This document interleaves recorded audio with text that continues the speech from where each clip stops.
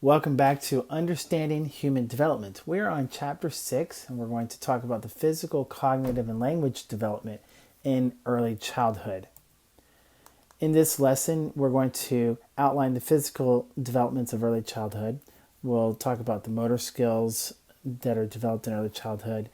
We'll evaluate pre-operational thinking as a cognitive development stage, and we will characterize early childhood memory development, and we'll talk about factors that affect childhood language development. And lastly, we'll explain the role of play in childhood learning. So in early childhood is a stage that lasts from about age 2 to 6. And this is after after toddlerhood, essentially. So age 2 is about when children can start to walk more without toddling. And so they're no longer really toddlers.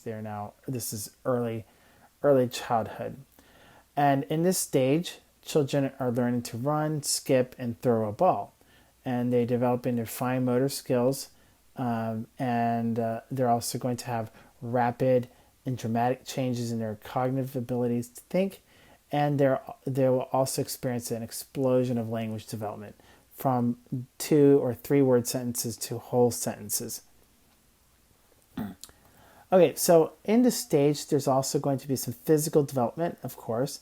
So as a child goes from ages 2 to 6, their body loses the infancy look. And that's because the chubby cheeks start to disappear.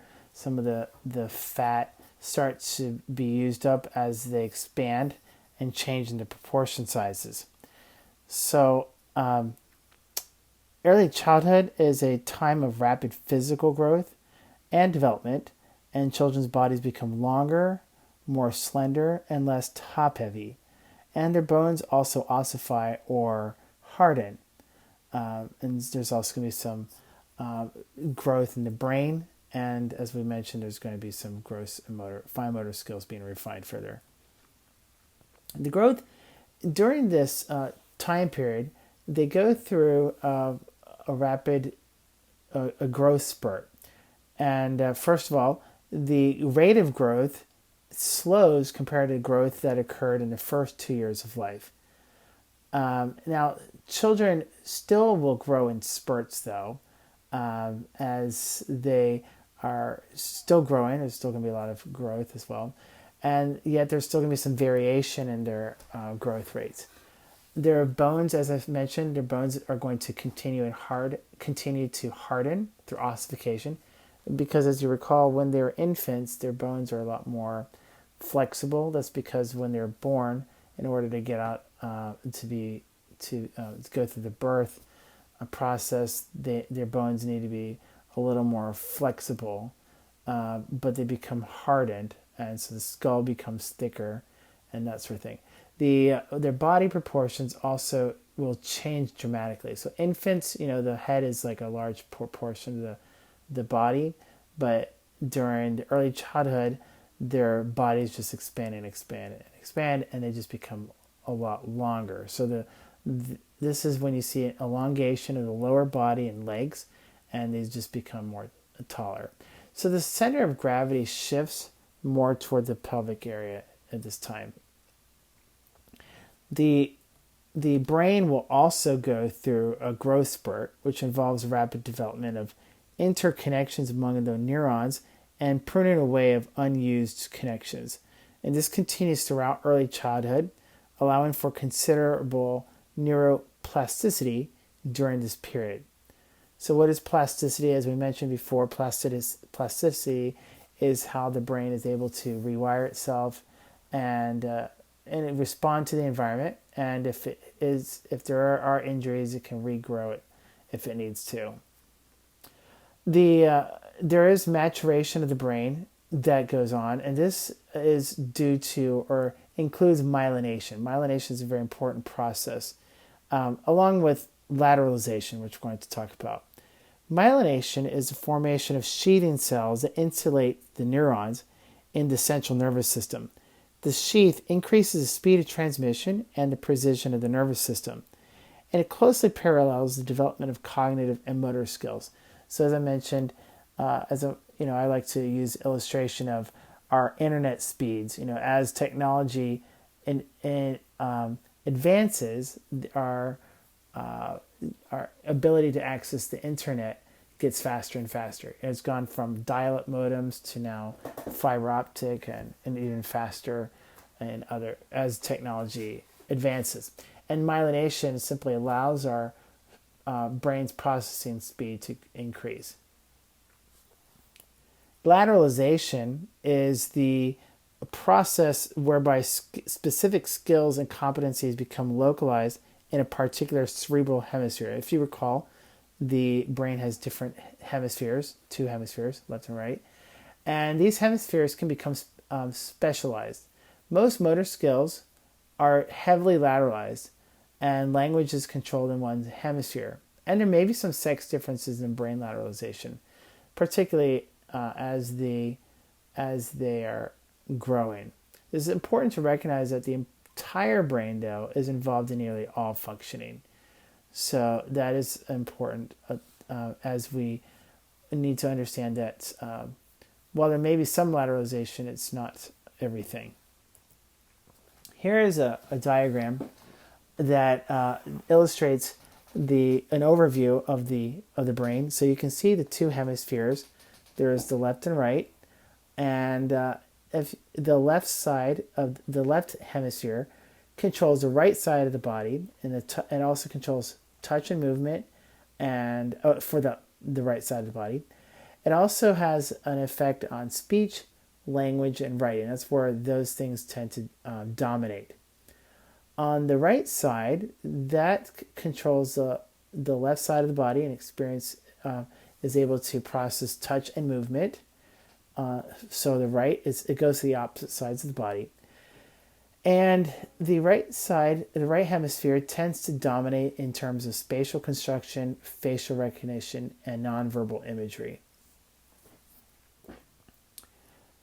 The handedness is the dominant hand that people use. 90% of people are right-handed, and so handedness is another function that is lateralized. So that, as you can tell, because if it is one side of the body, it's going to be dominant in that side of the brain, the matching side of the brain. So, as I said, 90% of people are right-handed, but women may have a genetic basis to this, so more likely to be right-handed than men. Whereas men may be a little more flexible. Who knows? That's the theory that is out there. By 5 months, most infants demonstrate a clear preference for using one hand over the other. So if you want to ensure that they are right-handed, then you want to work with them and to train them to use their right hand before 5 months. Otherwise, it's pretty biologically based, so maybe biologically based, so it may be easy. It may be hard to modify if there is a biological basis. For right-handed people, their language tends to be highly localized in the left hemisphere of the brain, whereas for left-handed people, language is shared by both sides of the brain. So it seems that the handedness is intimately linked to language lateralization in the brain. So there is some connection there.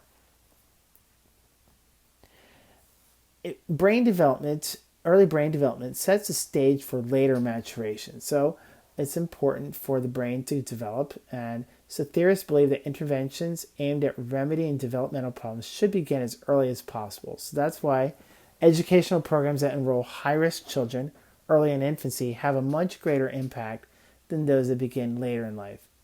So, for example, we have had enrolled our son, who was a high risk because he was born early. We enrolled him in a language program or in developmental programs early on so that his brain could develop and so he could stay ahead of the curve, and not get behind. Malnutrition also can play an important role in brain development. So it's been found that profound deprivation of nutrients can affect physical and motor development. and can limit children's cognitive development. So it's important to ensure that the brain is growing healthy, and otherwise, if it gets behind, that could affect development throughout the life. So it's also important to know that generalized statements about growth may or may not apply to individualized children. Physical growth is a result of myriad factors, including genetics, nutrition, parental encouragement, and opportunities to play and exercise. So all these things play a role and they interact. So children, it's hard to know exactly how children are going to develop. Like for example, our son is in a daycare and he has one other child who he interacts with. So that may be different from a child who has all kinds of siblings that he sees on a regular basis.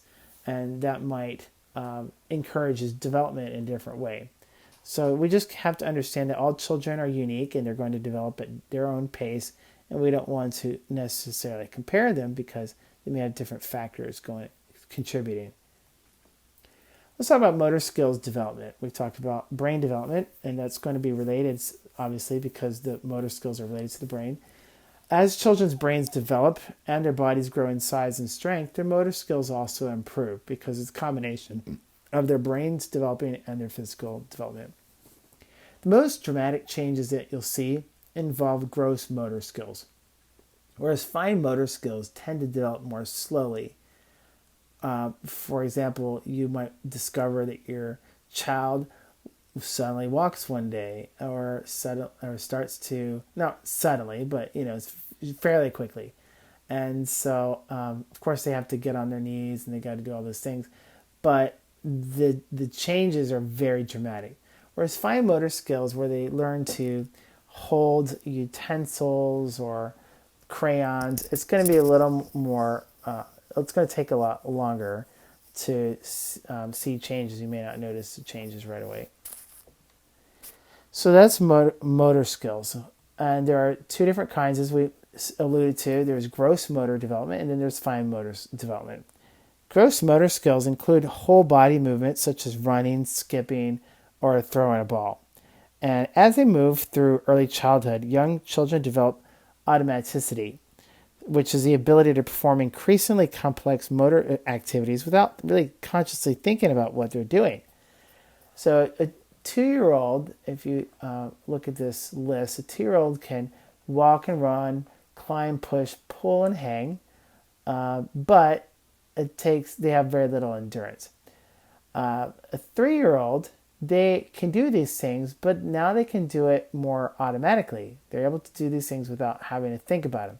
That's kind of why toddlers, if you recall, toddlers tend to toddle because they have to think about what they're doing.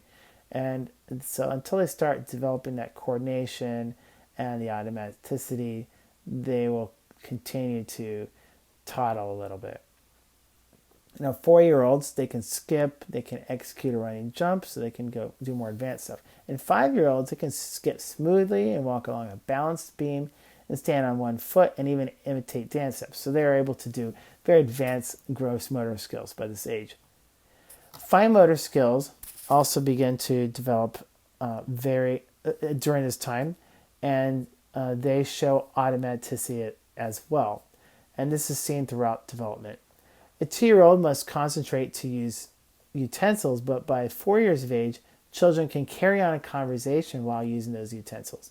And as children gain fine motor skills, they become increasingly competent in taking care of themselves. So those are fine motor skills. These require more coordinated and dexterous use of the hands, fingers, and thumbs, as when writing or picking up a small object. I should also add, I skipped over this, but as children grow older, their motor skills show functional subordination. This basically means that simple motor skills or separate simple actions or schemes become integrated into more complex, purposeful skills. So, for example, dancing requires, if a child was to learn how to dance or do some kind of martial art or whatever, they have to first learn basic things like walking. They have to learn how to, they might learn how to stomp their feet, or they might need to learn how to stand on one foot.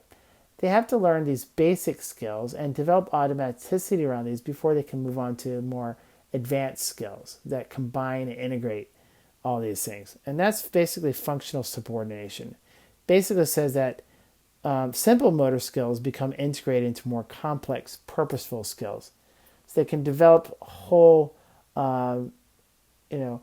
complex sequence of events, like being able to skip, for example, or do a running jump. Running jump, obviously, they have to learn how to run, and then they got to learn how to jump.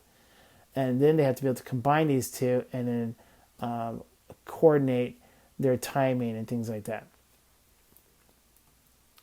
Okay, so the children they learn new skills more easily when they are ready. That is, when the prerequisite skills are in place and when they have a desire to. So there are 4 factors that promote motor learning.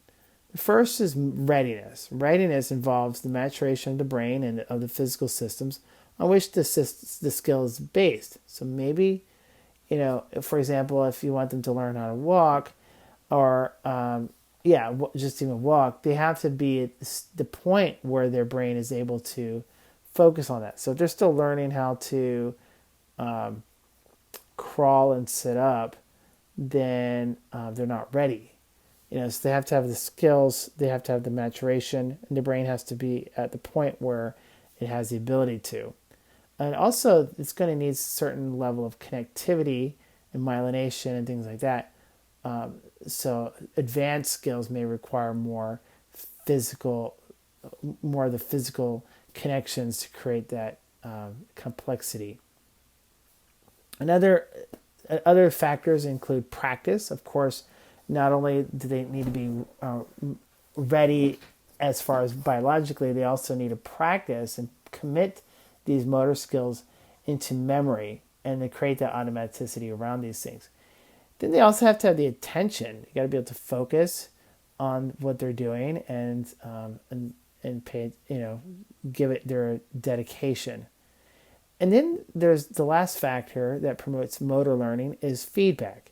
Feedback may involve extrinsically motivated behavior, such as when actions are explicitly rewarded or encouraged, or to avoid explicit adverse events. So, for example, if they need to learn, you want them to learn how to,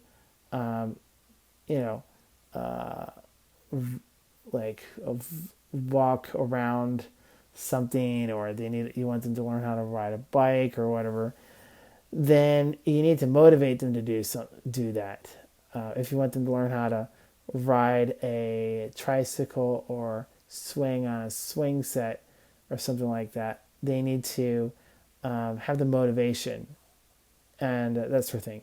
So obviously some of these activities may be intrinsically motivating. So intrinsically motivated behavior are behaviors in which the rewards comes from an internalized feeling of competence and success, and that's enjoyable because actions are rewarding in themselves. So the rewards are basically just the feeling that comes from being able to do it. Maybe being able to engage in something that you enjoy, that would be an intrinsically motivating behavior. And these kinds of things, whether it's extrinsically motivated or intrinsically motivated, helps to reinforce motor learning. And it can also be applied to cognitive learning as well. So learning and motor skills. Okay, so early childhood features a particular stage of Piaget's cognitive development. Piaget, as you recall, described cognitive development in discrete stages, and he saw children as little scientists, meaning they learn and they explore their environment, and they are constantly creating new ideas in their minds. The preoperational period is a developmental stage particularly associated with early childhood. So that's why it's important to know this for this particular chapter. In this stage, in this period, this is the second of Piaget's 4 periods of cognitive development, which we're going to talk about more. So what is preoperational thinking like? The main feature of preoperational thinking is that it involves symbolic representation, which we're going to talk about. Symbolic representation marks the emergence of the preoperational stage as children begin this period with rudimentary language and thinking abilities. So this is the use of actions, images, words, or other signs to represent past and present events, experiences, and concepts. It also marks the emergence of the preoperational period. So that's the symbolic representation. It's very important for, and if you think about preoperation means that they're not able to engage in logic, but in order to engage in logic, they first have to have words. I like to think of the Greek word logos, that's translated as words. You have to have the logos before you have the logic. And so words must come first. Symbolic representation comes first before they can engage in abstract thinking and other things. So the first part of the preoperational period is the preconceptual period. There's two substages according to Piaget. The first one is preconceptual period. And this is highlighted by increasingly complex use of symbols and symbolic play. And so they're able to advance in their use of words. And then the next stage is the intuitive or transitional period, meaning they're getting ready for moving on to the major, larger stage. And so the second phase, the second part, the intuitive or transitional period, is highlighted by the children's increasing understanding of causation and their understanding of simple mental operations, and they also have a more realistic views of the world. So if you think about some examples, they can start thinking about some causation. They're also able to separate mental and physical reality, meaning that they're able to understand what's imagination versus reality. They know when they're engaging in imaginary play, and that sort of thing. Okay. Now, the other thing that they also have to learn is that they develop a theory of mind. A theory of mind is when children start to understand that their thoughts are not other people's thoughts, and other people see the world differently from the way they do, especially in terms of their perception, emotions, and beliefs. So, do children around the world develop the ability to understand another's thoughts in the same way? Probably not. That's because of culture. We all have different things we emphasize, whether we're collectivistic or individualistic. So we understand each other differently. And so theory of mind essentially is how do we believe other people are thinking? So what it like is helping us to put ourselves in their shoes essentially, which is really important for the development of empathy and things like that. Okay, so what are some characteristics of preoperational thought? The preoperational period is characterized by increased use of symbolic play, which includes language, and as well as animistic thinking, and reification, magical thinking, and especially egocentrism. What are these things? Well, symbolic plays like we are basically role playing or acting out, which can involve language. So if you're pretending to, play doctor, or you're pretending you're talking on the phone, these are all symbolic. They have symbols. They don't know. They're guessing things. They're not paying attention to detail. They're usually, like, for example, if they're drawing a house, they're going to draw a symbol of a house, not necessarily the actual thing. So in the same way, play is more symbolic. Animistic thinking, or animism, assumes that all the things that move are alive and have human characteristics. So they might think, this car must feel sad when it gets left alone in the rain. They're also going to apply human characteristics to teddy bears or dolls. They're going to treat it like it has feelings. Reification is believing people and objects and dreams and stories are real. So don't let that purple monster ever come into our house. Well, that was in your dream, but they don't know that is imagination yet. Egocentrism is viewing everything from a personal point of view rather than objectively. So everything is from their point of view, and they think that what they think applies to everybody. So, for example, I think I'm hungry, that means you should be eating too. And so if you're not eating, then, something's wrong with you. Okay, then there is symbolic representation, which we've talked about. But this is another characteristic of pre-operational thought. Basically, the use of words, images, actions to represent or symbolize past or present events. So, for example, look at me drive this car to the store, and they're pretending to drive. This is a symbol of what they've seen. So, all of these things are characteristics of the pre-operational period. Let's talk about some other things that are developing or need to develop. So one of the problems, there are some limitations that are specific to this stage. And Piaget made notes that there's several things that they have difficulty with. In particular, they have difficulty with the concept of conservation. They have difficulty in performing many mental operations, specifically problems with conservation, which is the understanding that changing the shape or appearance of objects does not change their mass, volume, or number. What does that mean? So mass basically means that if we transfer or if we divide something up, that it doesn't change the mass. You might change the shape of it, but it doesn't change the mass.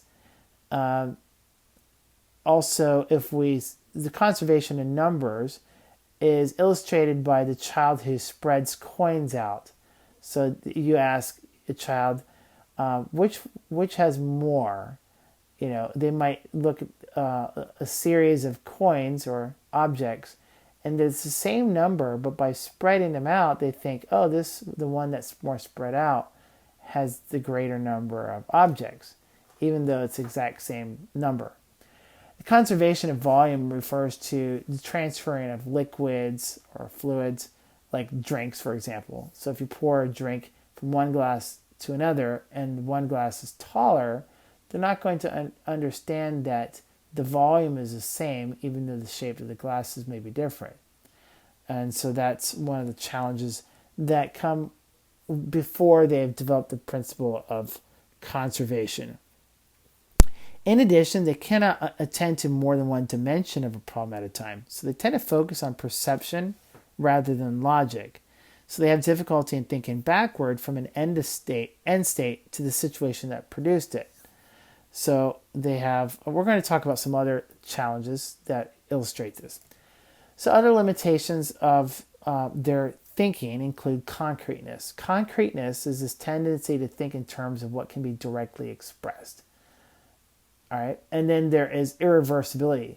This is the inability to think backward or see how an event can be reversed. So, for example, if you take a ball of Play-Doh and flatten it, they have a hard time imagining that same Play-Doh could be reversed back into a ball, and vice versa. Egocentrism is another limitation. In other words, they have the inability to take on another person's point of view, and that's just part of their development, not because they're selfish, but because they haven't developed that capacity yet. Centration, similarly, is this inability to focus on more than one aspect of a situation at a time. So, for example, I'm to my nephew or nieces, I'm always going to be an uncle, but they may have a hard time imagining that I could also be a brother or father or a son. Their focus tends to be on one aspect of things, and they have a hard time imagining that there could be other things going on as well. And then there's limitations of time, space, and sequence. They have the inability to consider the correct ordering of events, for example, making distinctions between past, present, and future. They tend to confuse cause and effect and time-linked events. So that's another challenge specific to the pre-operational phase. And that's because they haven't developed operations yet. They're not able to think logically just yet. Although they'll get there, but just not yet.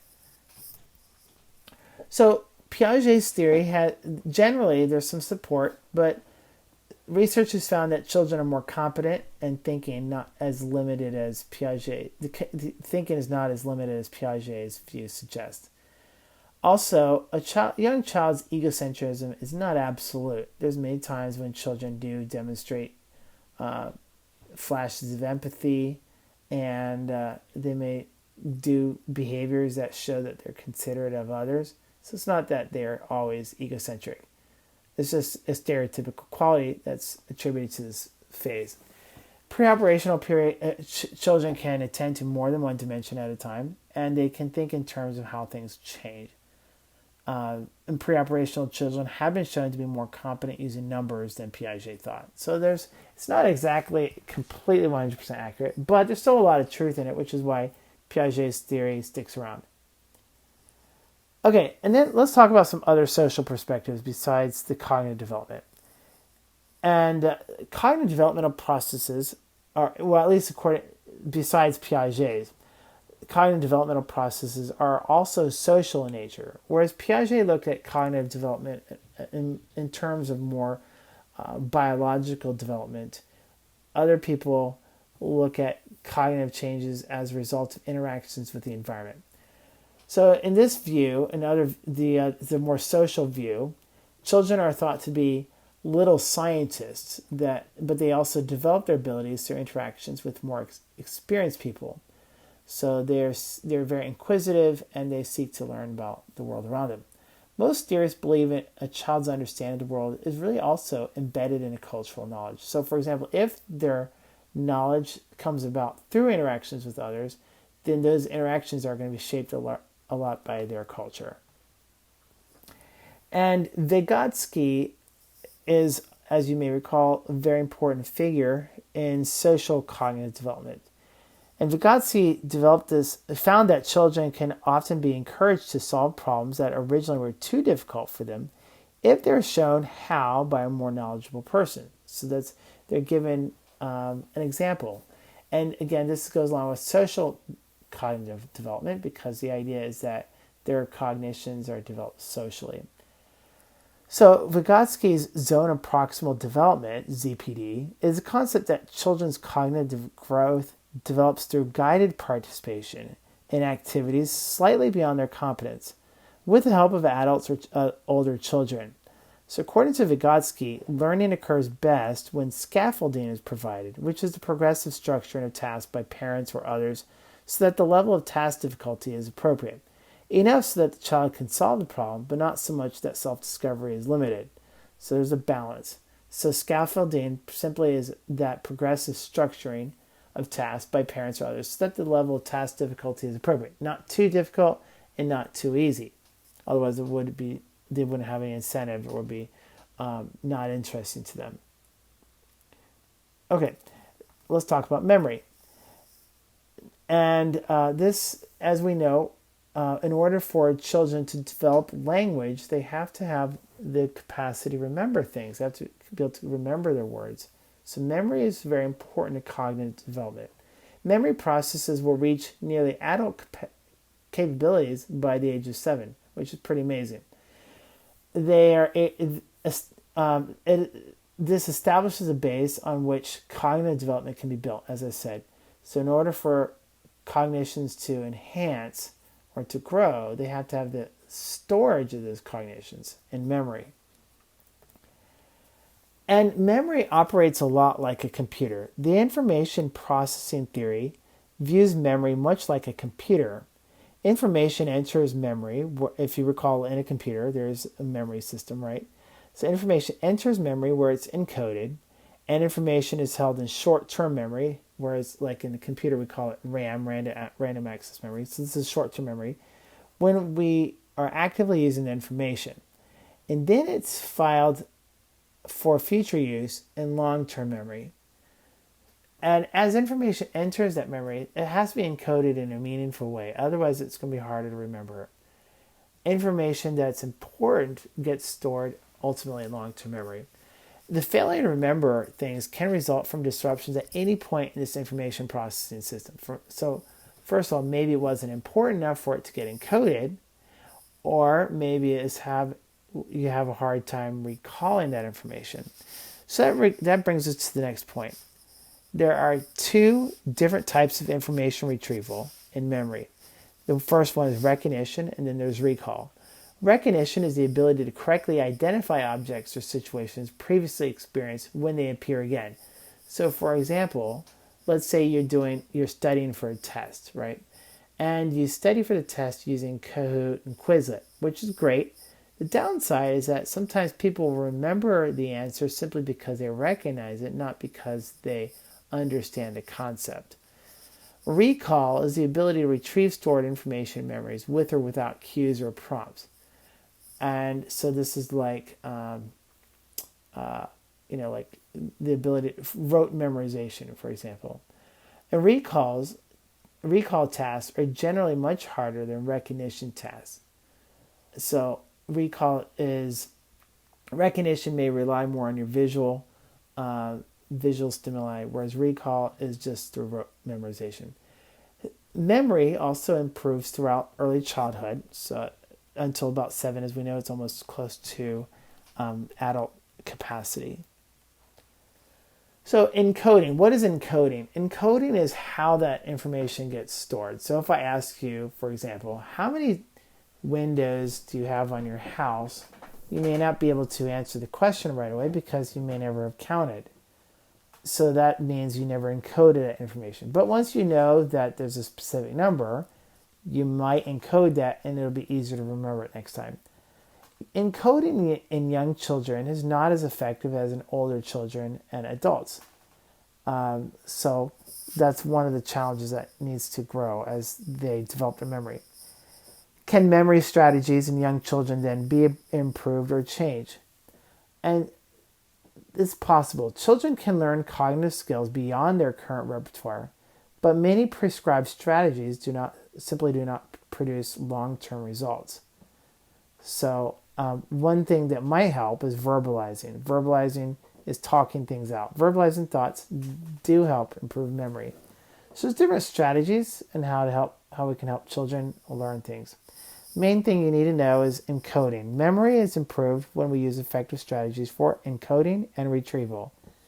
And the more effective strategies are learned as children develop. An especially effective strategy for children involves learning scripts or sequences of routine events that take place, such as how I go to bed. So when we put our son to bed, we sing the song, this is how we brush our teeth, brush your teeth, brush your teeth. But we also want to keep him in this routine so that he knows what to expect.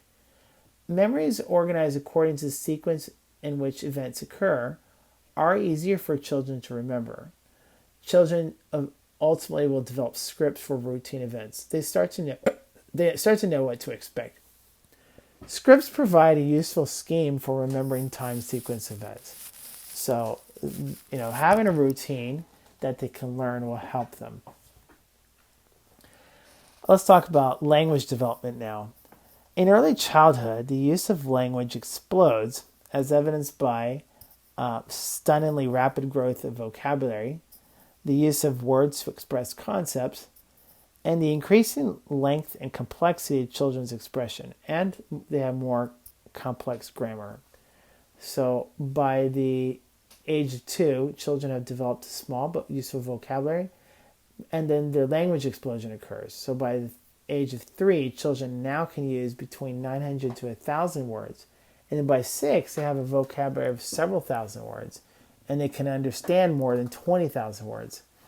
So that's amazing. That's what and they can understand things simply by the context and just being exposed to it. But they can use 2,600 words by the age of 6.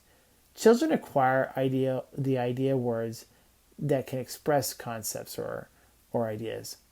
So they learn, and then they might use it right away or not. But at least they're passively receiving a lot of these words.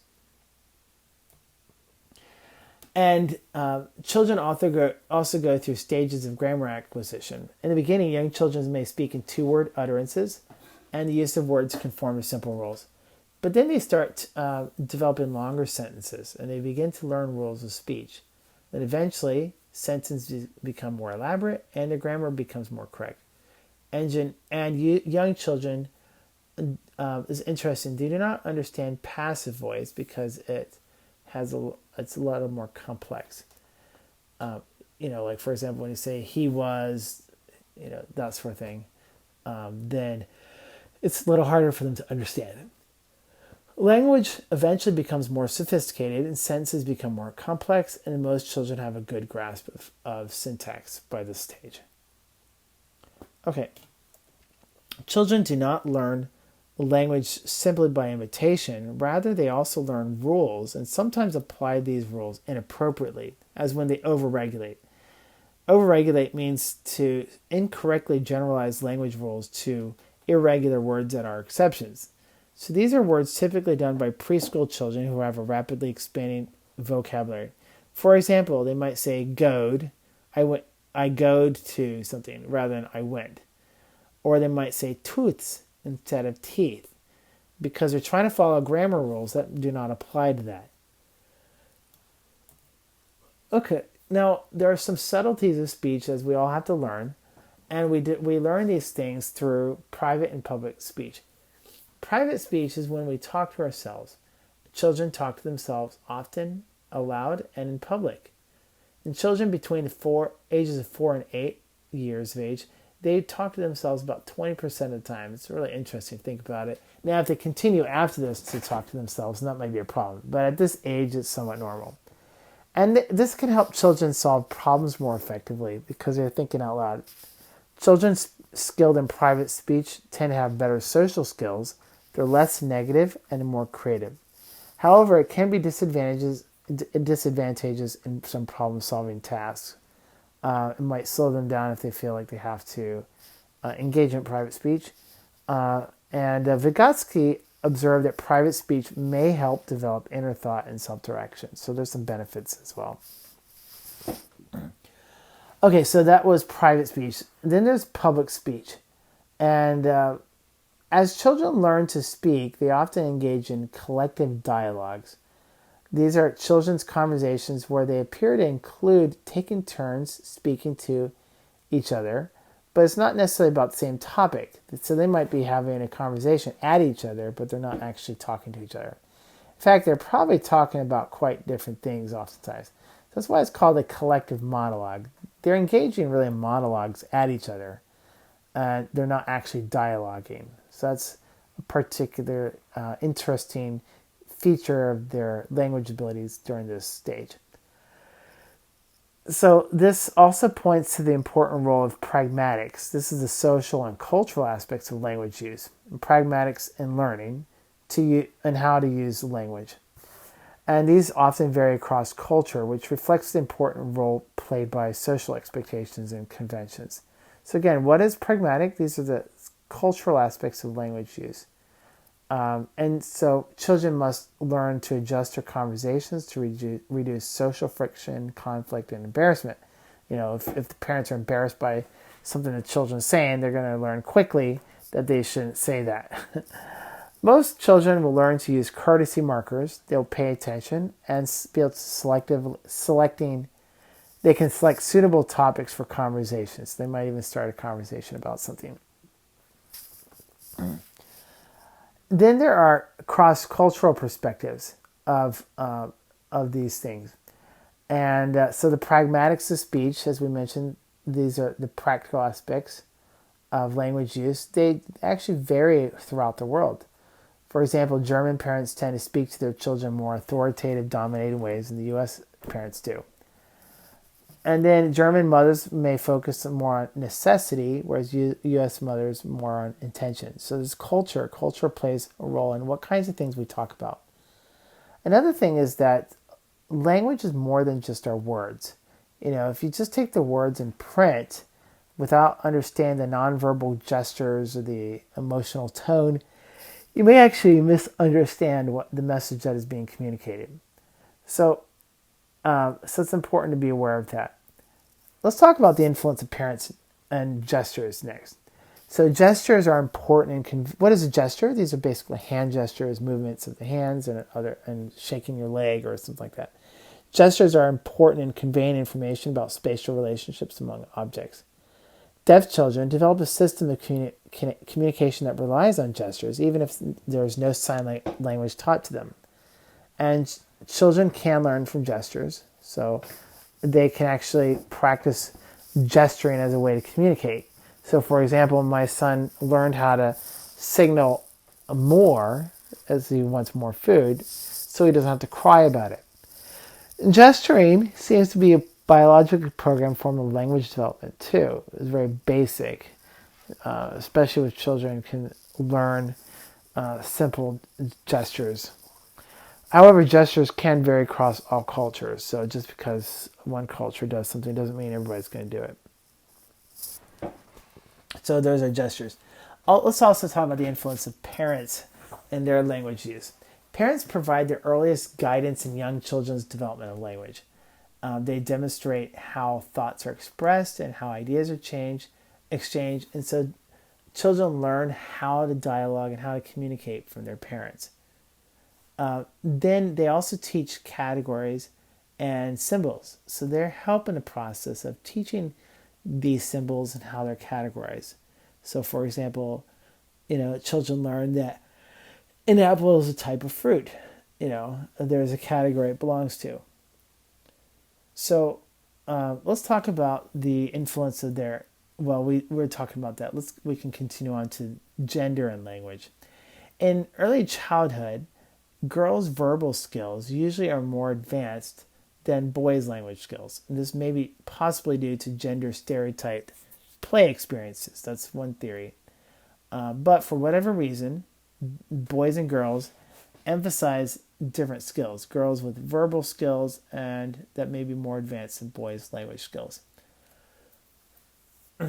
So imagine how, if you were a parent, how would you teach your child these things? And parents are oftentimes influential in how to translate the complexity of the world into words. They teach them the words to use. And then they can read picture books to children to facilitate language learning. And so, for example, if you're reading a book to a child, you might point out the pictures and ask them to repeat out to you what the symbols represent. So I mentioned a little about gender and the role of gender. So assumptions about gender are often culturally embedded, which causes parents to speak differently to male and female children. Researchers analyzed language used by mothers and fathers when playing with their toddlers.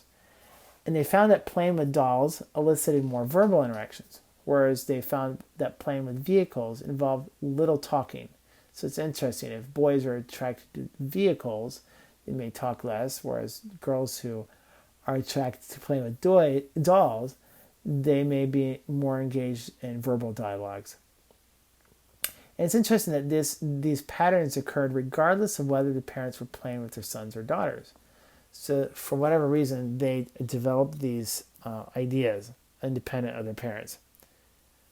So, and as I said, girls' verbal skills usually are more advanced than boys' language skills, possibly due to gender stereotype play experiences. Okay, although language learning is an incredibly complex task, young children typically have little difficulty in learning two languages, especially if they are used by different speakers in a different context. In our increasingly diverse world, bilingualism, or learning two languages, is usually considered to be an advantage. So bilingualism is basically that ability to learn more than one language. But there's some debate about whether it's good to learn more than one or let the child learn one language first and then go on to the next. The cognitive demands of learning two languages appear manageable for most young children. And however, young babies do not differentiate words spoken in one language versus another, so they might get their languages confused. So, the question is raised: is being raised in a bilingual environment an advantage or a disadvantage when it comes to early language learning? I've heard it said that if you're raised in a bilingual environment, then it might make it more difficult to learn languages while you're trying to learn one. Having another language might actually make it a little more complicated. Okay, let's talk about play now. Play is also very important to development. Play is intrinsically motivated behavior that promotes cognitive development in many ways. These are different kinds that involve sensory pleasure, motion, rough and tumble, language, and dramatic acting or modeling, and games or competitive play. So, what is play? Allows children to explore their physical surroundings, to master symbolic representation, and to reduce their egocentrism and to gain self-confidence. So, when they're playing with physical objects, children learn the properties and physical laws that govern these objects. So, they know that if they drop something, it might break, or other things like that. Engaging in constructive play allows children to acquire bits of information that they can use to build their knowledge base. And then they gradually learn to compare and classify events and objects. So all these are related to the development or learning to play. Now, children become more social and interactive in their play as they grow older. 2-year-olds typically engage in parallel play, which is characterized by each child's playing independently, although in proximity to each other. So if they're just playing next to each other, then that's called parallel play. If they start interacting with each other, then it's less egocentric, and that's a good thing. So you can see the different examples for the different age groups. There's 2-year-olds, they will watch other children, but they usually will not approach. A 3-year-old, they might their play with toys may reflect greater social maturities. They might want to, if they're playing getting married, then they're going to make sure that their husband and wife are having equal roles. They also tend to be better at role-playing games. Of course, they're going to be better than a 2-year-old, but they get better at it. And then a 4-year-old, they become less egocentric, meaning the focus is less about themselves, and they're able to cooperate to play with other children. So the next stage is, or another feature of this stage is dramatic play. Dramatic play is play that develops at ages 3 to 4 that's characterized by meaningful interactions among children and often include imitation, pretending, and role play. This is very beneficial because dramatic play promotes symbolic representation, meaning that they're able to learn to talk and they're able to learn to dialogue and with other children. And children will oftentimes project onto other personalities some of their thinking. So they might think, remember, because they're egocentric, they're going to think that what their experiences apply to other people. And so the research shows that the value of dramatic play is very substantial. So it has very valuable additions to our cognitive development. Another factor that can play a role in our development is our peers. And playing with other children is a highly valued activity. Mixed age peer groups offer peers are not just other kids their age. Mixed age peer groups offer older children opportunity to practice teaching and practice childcare, whereas younger children can imitate and practice these role relationships from the older children. Peers oftentimes do encourage the development of new ways of thinking, and playing with them mirrors and encourages cognitive development. So that's because they're developing brain connections as they're playing. We've talked a little before about child abuse, and we'll touch on it briefly here. Child maltreatment is any form of domestic violence or abuse that affects the lives of children, including both child abuse and neglect. Now, there's child abuse and child neglect. What's the difference between these two? Child abuse is the intentional physical or psychological injuries inflicted on a child by an adult. Child neglect, though, is not intentional. This is a failure of a caregiver to respond to or care for a child. So like I said, it's often unintentional. These things are differentiated mainly by the intent. Was it purposeful or not? Okay, so child abuse and neglect have important implications for lifelong development. First of all, abuse will interfere with the attachment between parents and their children, so that's not a good thing. It may also lead to developmental delays. If there's been trauma and suffering, they may not they might get behind. Children may need to be removed from abusive and neglectful homes and placed in foster care. So child welfare services oftentimes get called when there's child abuse, and they should be. Many states actually require it. On the other hand, child neglect can be more subtle or unintentional. It's something that has to be proven. Otherwise, they can get away with it. If a child is a victim of abuse or neglect, they may experience failure to thrive. Failure to thrive syndrome can occur as a result of malnutrition, and it appears to be linked to a lack of affection and attention. And infants weigh in the lower 3% of the normal weight for their age group. So the ones in this age group, infants, they're in the lower 3% of the normal weight range for their age group. So this would be failure to thrive. So those infants that are failing to thrive are in the lower 3%. However, there's no evidence of specific. There cannot be any other disease or abnormality that could explain the failure to thrive. Otherwise, if there is, then it would be diagnosed as something else, not as failure to thrive. Okay, so we've talked about in this chapter physical development and motor skills. We've talked about automaticity. We've talked about brain growth spurt, myelination, and lateralization, and all these things that contribute to development. We've also talked about the importance of preoperational thinking and cognitive development, according to Piaget.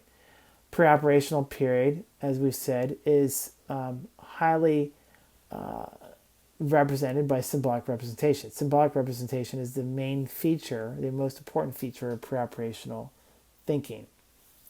And we've also seen that there's the scaffolding and zone of proximal development and all these things that teach us how young people or how children learn. And play is an important part of that as well. They use symbolic play, especially play with others, to teach them these kinds of concepts. We've also looked at the importance of memory. Memory is important for storing concepts, and it's important in recall and recognition. And if we want to learn, we need to be able to memorize, or we need to be able to encode things in our memory. And then we talked about the language development of early childhood. During this period, language explodes and their vocabulary increases a lot. They are able to engage in private speech, that's talking to themselves, but they're also able to engage in collective monologues, meaning they're talking at other people. And all these things serve purposes, and children learn their purposes, even if they're not necessarily good at it. They might pretend, play that they're talking to you, even if you don't actually know what they're saying. Other things that also play a role in development are gender, as well as in for example, if they're learning more than one language, that might also play a role.